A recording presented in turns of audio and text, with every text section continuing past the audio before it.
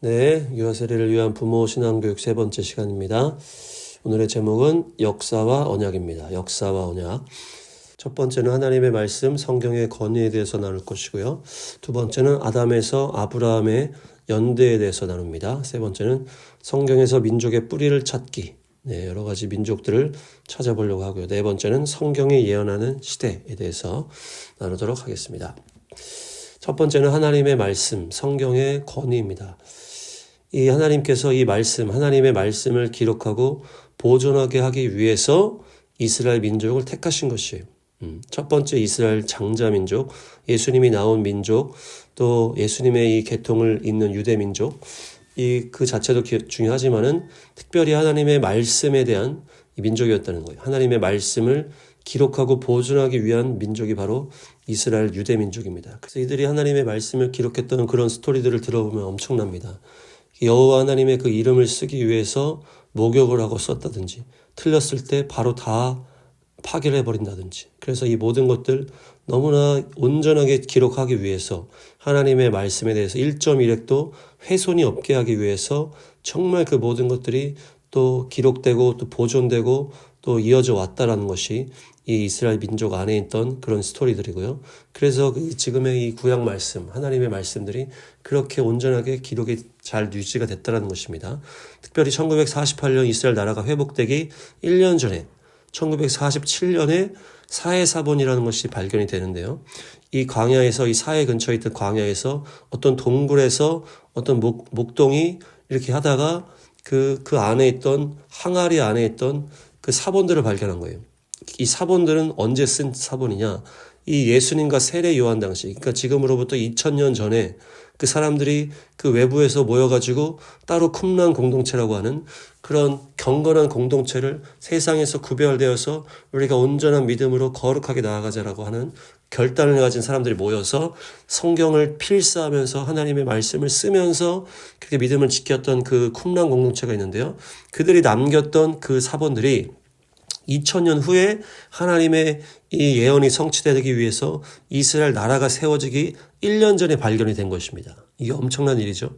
그래서 그 당시에 이 세례 요한이, 예수님의 길을 예비했던 세례 요한도 광야에서 또 메뚜기와 또 석청을 먹으면서 이제 살았다고 그렇게 나와 있지만은, 그 세례 요한도 이 쿰란 공동체에서 생활하면서 하나님의 말씀을 쓰고 완전한 경건 생활, 완전한 구별된 생활을 하던 그 공동체 안에서 이 세례 요한이 나왔다, 이렇게 보고 있는 것이에요. 특별히 사해사본이 이 하나님의 이 예언의 성취 전에 탁 발견됐다는 것이 정말 하나님의 엄청난 그런 계획 가운데 진행이 된 것입니다. 이 안에 이제 에녹서가 또한 있었는데요. 이 에녹서에 대해서 이제 잠깐 나누면은, 이 에녹서가 이 당시, 그러니까 예수님 당시, 세례 요한 당시에도 이 에녹서는 많이 읽혀지고 있던 그런 하나님의 말씀 중에 하나였다는 것이에요. 지금도 에녹서는 에티오피아 이 교회에서는 에녹서를 정경으로 인정하고 있는데요. 지금 우리는 에녹서를 이제 정경으로 인정하고 있지는 않지만, 그 당시에 세례 요한과 예수님 당시에는 에녹서를 많이 읽었다는 거예요. 유대인 공동체 안에서뿐만 아니고 예수님을 믿는 자들 안에서도 이 에녹서를 많이 읽었던 거예요. 초대교회에서는. 근데 그 에녹서에 뭐라고 나오는 거예요? 이 초반부터 이 에녹서는 엄청 그 아담 때 거의 아담에 근접한 그 사람이거든요. 이 에녹 때부터 이 하나님의 이 구전의 말씀들이 기록이 됐다는 것이에요.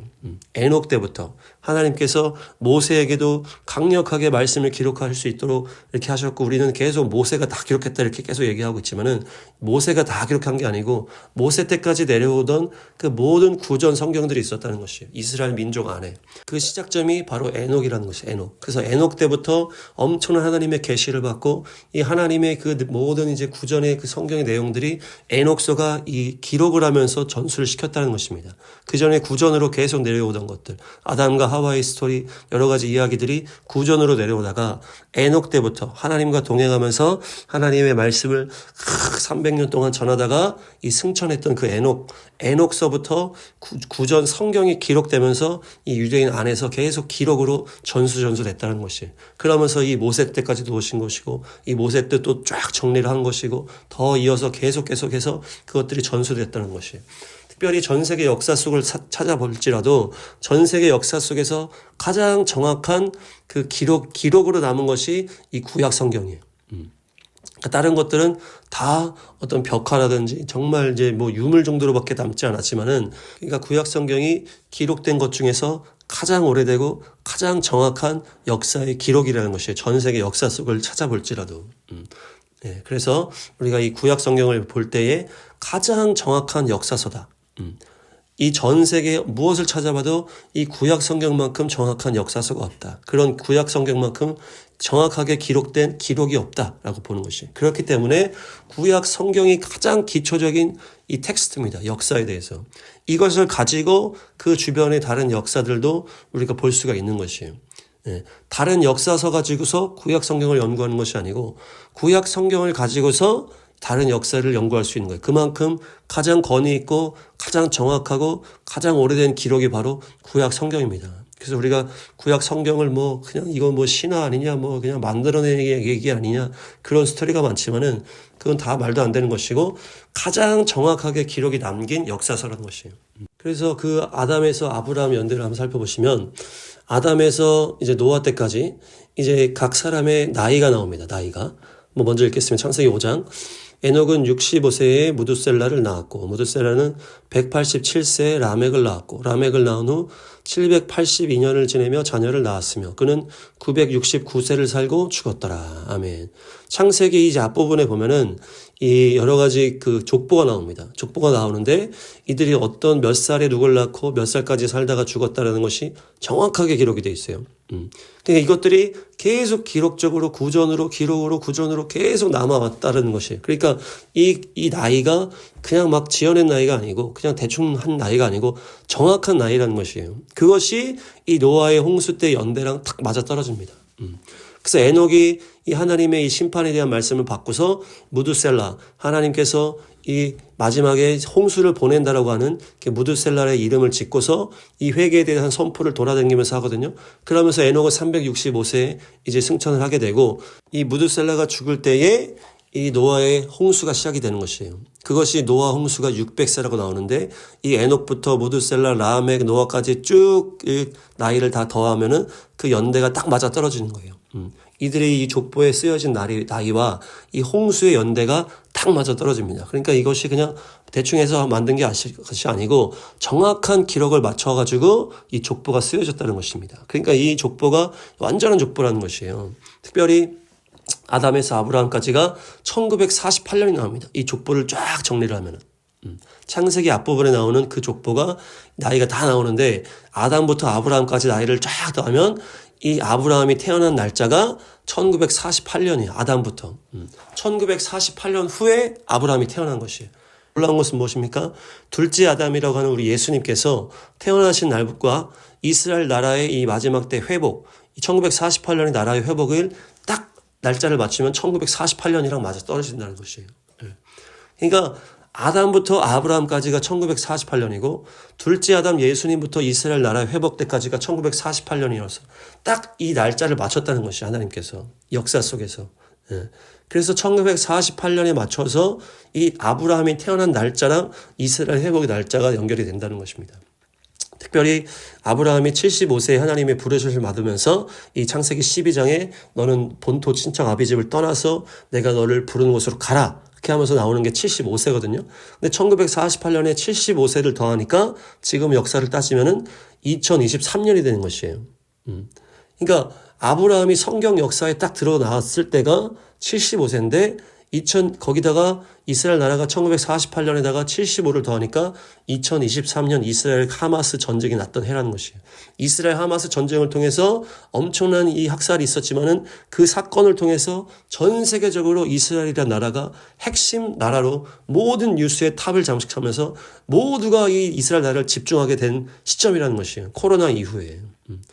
그리고 3번은 성경에서 민족의 뿌리 찾기입니다. 먼저는 우리 대한민국의 뿌리를 찾을 수가 있어요. 대한민국도 이 성경이 가장 정확한 역사서라고 그랬잖아요. 그래서 이 성경에서 우리나라가 어떻게 시작됐는지를 찾아봤을 때 이 욕단이라고 하는 인물이 나옵니다. 창세기 10장에 보시면 에벨은 두 아들을 낳고 하나의 이름을 벨렉이라 하였으니 그때의 세상이 나뉘었으며 벨렉의 아우의 이름은 욕단이며 30절 그들이 거주하는 곳은 메사에서부터 스발로 가는 길의 동쪽 산이었더라. 아멘. 여기 이렇게 기록이 되어 있는데요. 이 에벨이 두 아들을 낳았는데 벨렉과 욕단을 낳았다는 거예요. 에벨이 두 아들을 낳았는데 벨렉과 욕단이다. 그래서 그때의 세상이 나뉘었다. 그러면서 11장에는 바벨탑 사건이 나오고 민족이 언어가 혼잡해지면서 뿔뿔이 흩어졌다라고 나오거든요. 그러니까 그 시점이 그 시점이라는 거예요. 그래서 이 에벨이 두 아들을 낳았던 그 시점이 결국 바벨로 다 세상이 뿔뿔이 흩어졌던 그 시점인데 그 당시에 흩어지면서 이 욕단이라는 이 아들은 어디로 갔다는 거예요? 이 메사에서부터 스발로 가는 동쪽 산으로 쭉 갔다는 것이에요. 그들이 살았던 그 지역이 나오면서 그들이 이동했다는 것을 나오는 거죠. 동쪽 산으로 갔다. 메사에서부터 스발. 스발이 바로 지금의 시베리아입니다. 시베리아. 시베리아와 연결되는 것이 스발이고 이 시베리아 쪽으로 동쪽으로 쭉 갔다는 것이에요.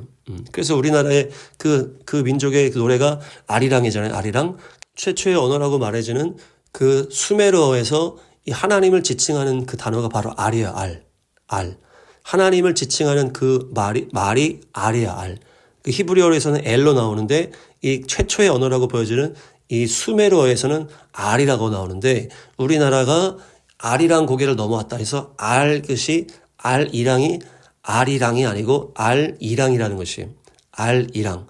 그러니까 하나님과 함께 이 동쪽으로 산을 넘어서 쭉쭉쭉 오다가 이 나라가 이제 고조선부터 나라가 세워졌다는 것이죠. 그 후손이 욕단이 동쪽으로 이동하면서 가서 점점 그 후손이 우리나라 고조선을 세웠다. 그래서 고조선 땅에 보면은 이 고인돌이 나오는데 고인돌은 하나님 앞에 제단에 제물을 바치는 그런 돌이에요. 성경에서도 이 다듬지 않은 돌로 쌓아서 거기서 위에서 제단을 쌓고 그 위에 제물로 이제 바쳐라 이렇게 하는 것이 하나님께 제물을 드리고 제사를 지냈던 그 흔적이 고조선 땅에 그대로 나오고 우리나라가 이제 우리나라 이 동이민족을 해서 우리나라의 초창기 민족이 그 한자를 만들었다고 하거든요. 그 한자 안에도 이 에덴 동산과 하나님의 이 노아의 홍수와 이런 것들이 딱 나오기 때문에 이 우리의 민족의 선조라고 볼 수 있는 그 민족이 이 한자를 만들었는데 그 한자 안에도 이 하나님의 창세기에 대한 내용들이 들어가 있다는 거예요. 그러니까 우리나라 고조선을 세운 그 민족들도 하나님을 알고 있고 하나님을 예배했던 민족이라는 것이고 그들이 욕단의 후손이라는 것입니다. 그것이 창세기 10장의 이 족보에 정확하게 나와 있다는 것입니다. 또한 성경에서의 민족의 뿌리 찾기에 이슬람 민족의 뿌리를 또 성경에서 스토리로 찾을 수가 있어요. 이스마엘이라고 하는 아브라함이 이 사라를 통해서 낳기 전에 그 여종 하갈을 통해서 낳은 아들이 이스마엘입니다. 이스마엘. 근데 그 이스마엘에 대한 예언이 있어요. 창세기 16장에 보면 여호와의 사자가 또 그에게 이르되 네가 임신하였은즉 아들을 낳으리니 그 이름을 이스마엘이라 하라. 12 그가 사람 중에 들나귀 같이 되리니 그의 손이 모든 사람을 치겠고 모든 사람의 손이 그를 칠지며 그가 모든 형제와 대항해서 살리라 하니라. 아멘. 이 하나님께서 이 아브라함의 첫째 아들 이 이스마엘에 대한 예언을 주셨는데 그 예언이 어떤 예언이에요? 이 이스마엘이 엄청나게 큰 민족이 될 것인데 그들은 들나귀처럼 살면서 모든 사람과 함께 대항할 것이다. 모든 사람, 모든 형제와 대항해서 살 것이다. 이것이 무엇입니까? 지금 이슬람에서 계속적으로 테러를 하면서 전 세계 이 폭력과 이 대항하는 이 전쟁을 일으키는 이 세력이잖아요. 이슬람 세력이. 이슬람이 500년도에 그때부터 이슬람의 어떤 선조라고 하는 그 마호메트가 종교를 만들면서 시작했는데 그 당시에도 그 민족 안에 계속 갈등과 싸움과 있었어요. 그러면서 그 강력한 이 종교를 자기가 만들어가지고 그것을 평정하고자 이렇게 했고 이 나라 이슬람 제국을 세운 다음에도 계속 전쟁을 했고 그 이후에도 이제 그 테러 세력을 통해서 지금도 계속 전 세계와 함께 대항하며 전쟁하는 민족이 이슬람 민족이 됐잖아요. 그 안에 이슬람의 이 근본주의자 또 막 그 폭력주의자가 나타나면서 그것이 바로 이 창세기 16장 예언의 성취라는 것입니다. 그가 들나귀처럼 되고 그리고 모든 형제와 대항해서 살리라. 싸우면서 산다는 것이에요. 그것이 이슬람 민족의 뿌리가 된 것입니다. 그리고 다음 보시면 노아의 세 아들에 대한 스토리도 나옵니다. 창세기 9장 보시면 이에 이르되 가나안은 저주를 받아 그 형제의 종들의 종이 되기를 원하노라 하고 또 이르되 셈의 하나님 여호와를 찬송하리로다. 가나안은 셈의 종이 되고 하나님이 야벳을 창대하게 하사 셈의 장막에 거하게 하시고 가나안은 그의 종이 되게 하시기를 원하노라 하였더라. 아멘. 이 노아가 이제 8명이 이제 방주에서 구원을 받고 나서 이제 노아의 세 아들부터 새로운 또 민족으로 쫙 시작이 되거든요. 이 노아 이후에 이제 세 아들로 딱 이제 시작을 해야 되는데 이 노아의 아들 이 함이 이 노아가 이제 술 취해서 이렇게 집에서 옷을 벗고 이렇게 있는데 아버지의 하체를 그냥 막 보면서 그거를 막 소문을 퍼뜨리고 이렇게 막 불경건하게 또 막 쾌락적으로 그렇게 이제 반응을 했다는 거죠. 예. 노아의 아들 중에 함이라는 아들이. 그래서 함이 그것을 막 소문을 내면서 형들한테 그렇게 했는데 그 형들은 오히려 아버지 하체를 이렇게 보지 않고 뒤로 들어와가지고 담요로 덮으면서 또 이 경건하게 했다는 것입니다. 쾌락적으로 반응한 것이 아니고 경건하게 아버지에 대한 존중으로 반응을 했는데 그 노아의 아들 중에 함은 그렇게 반응하지 않고 그거를 막 졸아가면서 이 소문을 내고 막 했다는 것이. 그러니까 이 노아가 깨어난 다음에 함을 저주하는데 어떻게 저주하냐? 함의 아들 가나안을 저주합니다. 그것이 무엇입니까? 이 족보적인 저주를 했다는 거예요. 대대적으로 너의 이 자녀가 저주를 받아 이렇게 탁 선포를 하는 것입니다. 그게 예언이 되는데 여기 성경에 딱 나오는 대로 이 가나안은 저주를 받고 오히려 셈과 이 야벳이 자기에 대해서 그렇게 잘했다는 것을 듣고서 셈의 하나님 여호와를 찬송하리로다. 야벳은 창대하게 하겠다. 그러면서 이 세 아들이 갈리는 거예요. 이 노아의 예언을 통해서. 이 노아가 이제 그 상황에서 예언을 딱 선포하면서 그것이 그대로 하나님의 이름으로 한 예언이 그대로 이 역사 속에 진행이 되는 것입니다. 그냥 이것이 뭐 황인종, 백인종, 흑인종 이렇게 나뉘는 것이 아니고 이 민족이 그런 건 다 섞여 있고 이 이후에 이 민족들이 악역을 하게 되는 민족이 이 함의 자손 가나안에서 나옵니다. 함의 자손 가나안 민족 안에서 악역이 나오는 거야, 악역이. 그러면서 나중에 이스라엘 민족들이 가나안을 정복을 하고 하잖아요. 그 안에 너무나 그 악이 가득하니까. 그러면서 이 악역을 하게 되는 이 시작점이 바로 함의 이 죄악 이후에 이 노아의 예언으로부터 시작이 되는 것입니다. 그러면서 셈에 대해서는 셈의 하나님 여호와를 찬송하리로다 하면서 하나님의 영적인 축복을 하게 되는데 이 셈에서 아브라함이 나오는 것이에요. 셈에서 아브라함이 나오고 그 아브라함이 이 에벨의 아들 이 벨렉에서 아브라함이 나왔기 때문에 이 에벨의 아들 욕단이 또 우리나라의 선조이기 때문에 우리나라도 이 어떻게 보면 셈의 계통이에요. 영적 축복을 받은 것이 바로 셈이에요. 셈. 또 야벳은 창대하게 된다 그러면서 육적 축복을 받았다 이렇게 하고 있고요. 예, 그러면서 이것이 이 그대로 하나님의 예언과 이 하나님의 이름으로 한 이 선포가 그대로 역사 속에 흘러가게 됐다는 것입니다. 그래서 이 성경을 우리가 읽을 때에 이 역사서라는 것을 이제 처음에 얘기했고 이 언약이 중요한 게 언약. 그래서 4번에 성경이 예언하는 시대가 있어요. 이 성경의 핵심은 하나님이 약속을 하시고 이 말씀하신 것을 지켜가는 그런 과정이라는 것이에요. 하나님이 말씀하시고 그 말씀대로 성취하시고 하나님이 예언하시고 그대로 역사가 이루어지는 것이 바로 성경의 핵심이에요. 특별히 성경이 초점을 맞춰서 예언하는 시대가 있습니다. 시대가. 그냥 전 세계를 다 하고 전 시대를 다 예언하는 것이 아니고 성경이 초점을 맞추는 시대가 있어요. 시대. 그래서 초반에 창조 이후에는 이 노아 홍수까지는 온 세계 역사에 대해서 이렇게 얘기를 합니다. 바벨탑까지. 그래서 온 세계 역사가 이렇게 흘러오다가 죄악 가운데 노아 홍수 그리고 바벨탑. 그래서 바벨탑 사건 이후에 이 민족들의 언어가 흩어지면서 쫙 흩어졌다고 했잖아요. 그러면서 하나님이 누구를 택했어요? 아브라함을 택한 것이에요.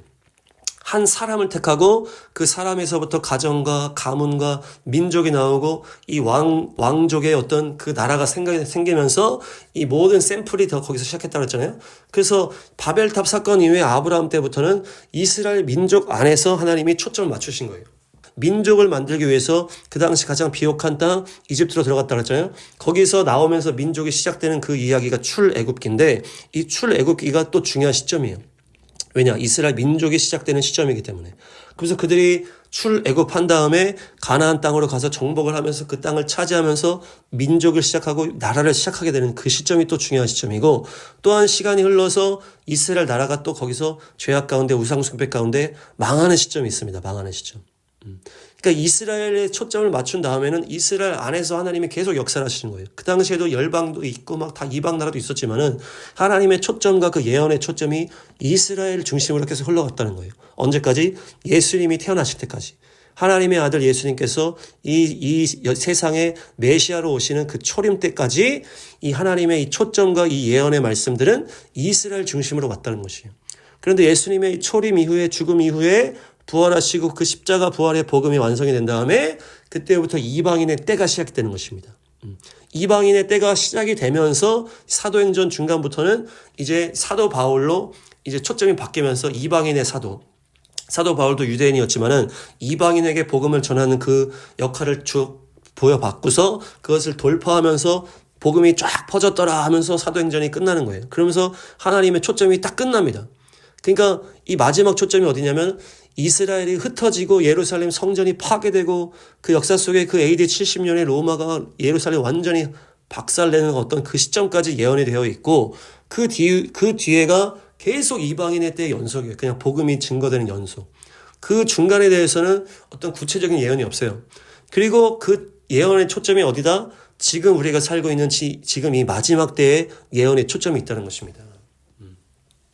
그러니까 예수님의 초림 이후에 이방인의 때가 시작되면서부터는 이 성경의 예언이 멈추고 그러면서 예루살렘 성전이 완전히 파괴되고 그러면서 유대인들이 뿔뿔이 흩어지잖아요. 그러면서 이방인의 때, 복음의 때, 선교의 때가 쫙 흘러갈 때는 특별한 예언이 군데군데 있는 것이 아니고 다시 맨 마지막 이스라엘 나라가 회복되는 것이 성경에 예언되어 있다는 것이에요.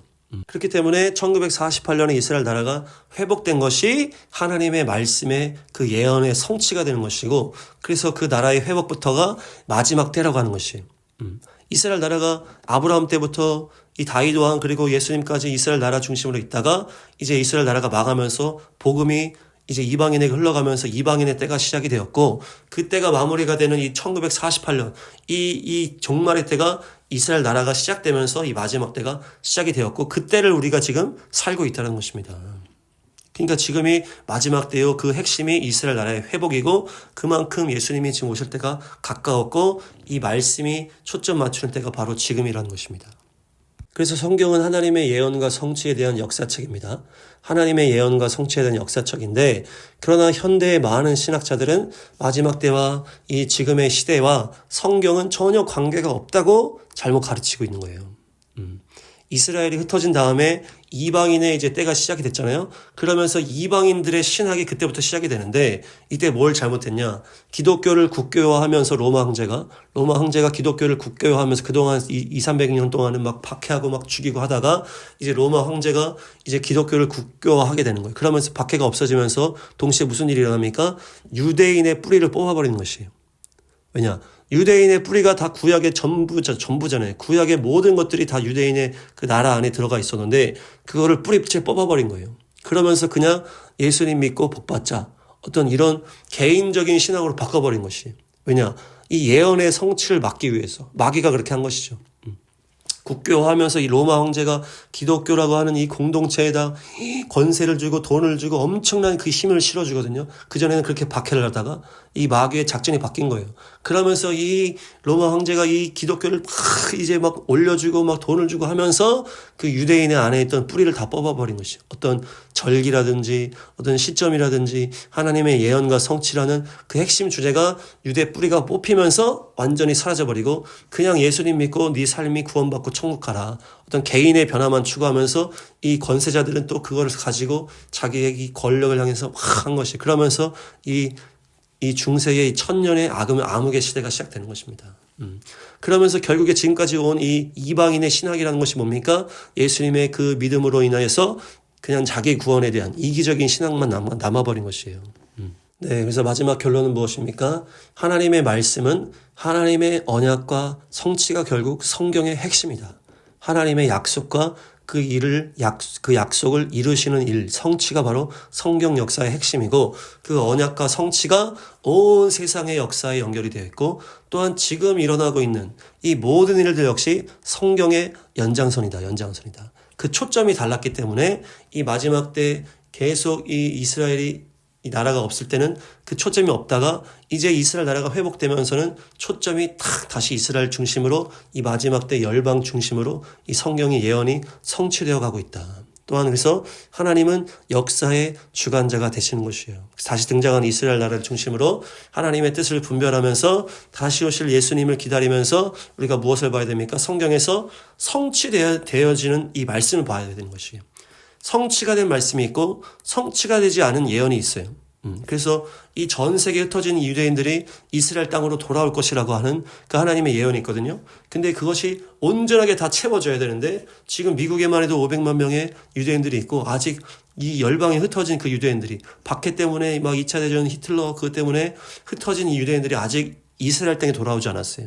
그 하나님의 예언이 있었기 때문에 다시 돌아오는 것이 하나님의 뜻이겠죠. 그래서 우리가 이것을 위해 기도를 하고 유대인들이 열방에 흩어진 유대인들이 다시 이스라엘 땅 가나안 땅 그 너희들의 하나님께 받은 그 땅에 돌아가야 된다. 그것에 대해서 우리가 기도를 하는 것이고 또한 이 모든 역사의 이 영적 전쟁의 핵심이 이스라엘 나라이기 때문에 그 나라에 집중을 하고 우리가 이스라엘 편에 서면서 우리 예수님의 이 마지막 때 오실 그것을 기다리는 것입니다. 그래서 맨 마지막에 영적 전쟁의 핵심은 이스라엘 나라고 하나님께서 열방 가운데에서 하나님의 말씀을 성취하는 것에 우리가 집중을 해야 된다. 예언의 성취. 그래서 우리의 믿음이 그냥 개인적인 믿음으로 끝나는 것이 아니고 그냥 뜬구름 잡는 그냥 죽고 그냥 천국 가는 것만 하는 것이 아니고 지금 이 땅의 모든 정치와 역사 가운데 이 하나님의 말씀과 예언의 성취가 흘러가고 있다는 것을 기억하시고 구체적인 온전한 믿음으로 승리하시길 축복합니다. 기도하겠습니다. 주님 감사합니다. 또한 아버지 유아 세례를 위한 부모 신앙교육 세 번째 시간 하나님의 역사와 성경이 언약과 성취에 대한 말씀을 나눴습니다. 주여 우리의 삶에 이 하나님께서 말씀을 주셨는데 이 말씀 십자가 부활의 복음이 그냥 나만 구원받고 끝나는 것이 아니고 하나님의 놀라운 나라와 이 역사 속에 하나님의 뜻이 성취되는 것과 밀접하게 연결되어 있음을 우리가 배우게 하시니 감사드립니다. 우리 또 사랑하는 자녀도 정말 온전한 믿음 안에서 잘 자라나서 하나님의 약속을 성취하고 하나님의 나라를 이뤄나가는 거룩한 자녀로 성장할 수 있도록 우리 부모님들에게도 온전한 믿음, 승리하는 믿음을 더하여 주옵소서. 감사드리며 예수의 이름으로 기도합니다. 아멘.